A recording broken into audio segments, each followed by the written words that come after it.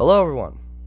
It's been a bit since I've done a video, but before we actually begin, I want to say that soon I'm going to be doing episode reviews for Breaking Bad. In fact, I got the hat out for it. I'm gonna do a 62 videos reviewing each episode of Breaking Bad, probably starting anywhere between tomorrow and next week. And I will do the same thing for Better Call Saul when I start watching that show. And yes, there will be a blood bag review of El Camino, the Breaking Bad movie. But yeah, just want to make that a quick announcement. But anyway, on to the actual video. Today we're looking at Halloween Ends. The film came out 2 days ago, last Friday. And I'm just going to say it, this movie is not very good. Which is sad, because I really wished this trilogy ended on a good foot, but it just didn't. And let's get into why. For starters, this movie, it just doesn't work, because for story-wise. To give a quick plot synopsis, which note, again, we will go into spoilers, is that 4 years after the events of Halloween and Halloween Kills, Michael comes back and starts killing people. Only before he came back, I probably should have stated this first, I'm sorry. In 2019, a babysitter by the name of Corey Cunningham accidentally gets the child he was babysitting killed, and the entire town hates him and blames him for it. But he was allowed to walk free. And this still rains heavily on the town. Which sucks when Michael Myers starts to kill. But here's the first reason why the film doesn't work in many people's eyes. And I'm gonna explain, and I'm actually going to explain why I feel like it could have worked. Is that it's not really Michael. It's the Corey kid. Because he starts losing his mind because everyone in Haddonfield is treating him like shit. So he loses his mind and he starts killing people. While dating Laurie Strode's granddaughter. Yeah, sure. I think... But it's a weird thing here because Corey's acting like Michael, but Michael's there, too. And, it was to the point where I'm like, is Michael even real? Or is he just in Corey's head? That fact will play into why I feel like that could have worked. But anyway, let's get into why I think the film is terrible and doesn't really work. Okay, it's not terrible. It's not the worst of the series. When I get back to reviewing the rest of the series, you'll see the bottom of the barrel. But I think the reason why people hate this film is similar to why people didn't like Jurassic World Dominion, is because it's not Michael. The film doesn't focus on Laurie and Michael at all. It focuses on Corey, on this character that had no prior existence in this timeline, which, again, if he had any former existence in this timeline, maybe say the kid he killed it happened before Michael escaped in 2018. That way I feel like people could maybe more I don't fucking know. I think people just couldn't connect to Corey as a character because he was never previously established, and the whole movie was marketed as as Michael and Laurie finally having the final fight between each other again. And that was how the movie was marketed. But that's not what it fucking is. God, I'm so mad my camera fell. But now, let's get into why I feel like this Corey thing could have worked. Is, like I said, Michael isn't in this movie to the point where Like, Michael Myers has so little to do in this movie, to the point where I thought he wasn't even real. is because, like, the first time you actually see Michael in this movie is in the sewer after Corey leaves a Halloween party, and he gets grabbed by Michael and taken into the sewers. And Michael's trying to kill him, but he lets him go.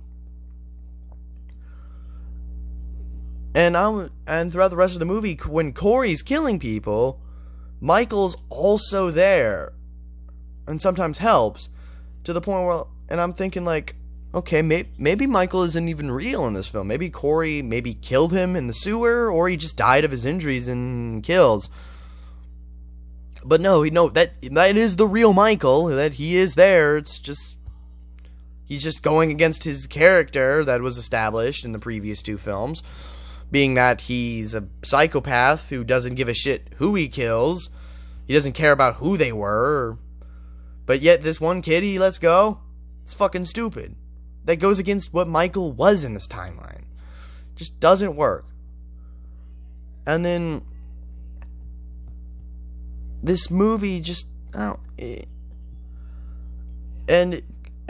again, I feel like it could have worked if Michael just wasn't real in this film. He was just in Corey's head, and Corey was thinking that Michael Myers was really killing people, when in actuality it was him. That idea has been done before in a horror movie. It was done in the My Bloody Valentine remake, which, yeah, I know that movie's not that great, but that whole idea was done pretty well in that film. So I feel like if they did something similar here, that probably could have worked. It probably still would have pissed off fans, but it would have been better than what we got. Because, like, at the end of the movie, Corey just fucking dies. He fucking kills himself by stabbing a knife into his own throat to make Laurie look bad in front of Allison. And then, all of a sudden, Michael, the real Michael, shows up and decides to try to kill Laurie. And I'm like, and again, the fight scene that follows is really well choreographed, but it feels wasted. Because that whole moment just feels tacked on and just doesn't really feel like it should be there. So, in all honesty, this movie just that whole section just doesn't feel like it should have existed in the film. And Corey's character is completely wasted because he just dies at the end, and Michael just shows up and fucking comes in for a final fight with Laurie. That was all over the movie's trailers. But before I go into any more negatives, let's go into some positives. The only two positives I had with this movie being, the kill scenes are still really fun. It's a slasher. It knows it's still gotta be violent, gory shit that has to have some fun, creative kills, and the movie does deliver in that front. And the other thing that I want to at least address as good about this film is that it shows Laurie happy. It shows her trying to deal with her issues that Michael has caused properly. And it shows her being happy, which I think is nice. And if they had more of that, I feel like it could have maybe salvaged a bit more.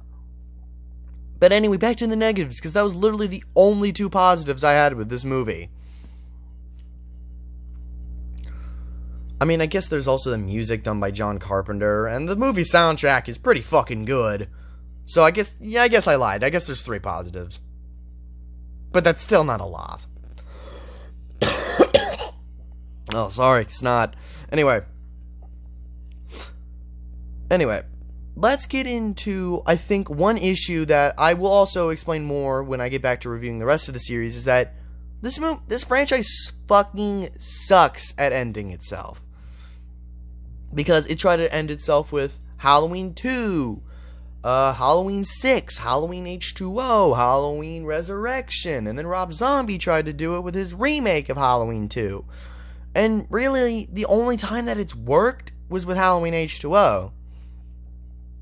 Because that one had a like, it felt like an actual finale. It had Laurie fighting Michael in a way that conclusively could end things.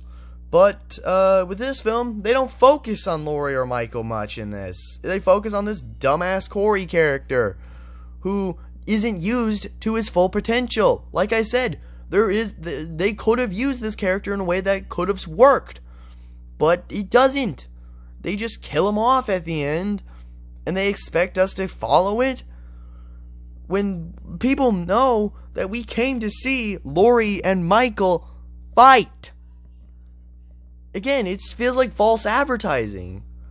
And I'm just gonna say this. In my words, this is what this movie is. It is just a B-rate version of American Psycho posing as a Halloween movie. And even saying that feels insulting to both Halloween and American Psycho, because those are amazing movies. And this film is not. And I have to go on a rant about this movie, man. It's a wasted ending. And the only good part about this finale, besides everything that I've mentioned, realistically, the best scene in the movie is at the end, when the entire town of Haddonfield is hauling Michael's corpse out of the town, and you see all the survivors of the previous films in this timeline. And that is by far the best scene in the movie, because that feels like it should go in a finale, but it's ruined because the movie doesn't focus on what it should. It focuses on things that people don't give a shit about. But there's another good scene in this movie that I feel like I should highlight. It's only good because it's so goddamn... It's fucked up, but so funny, is the opening.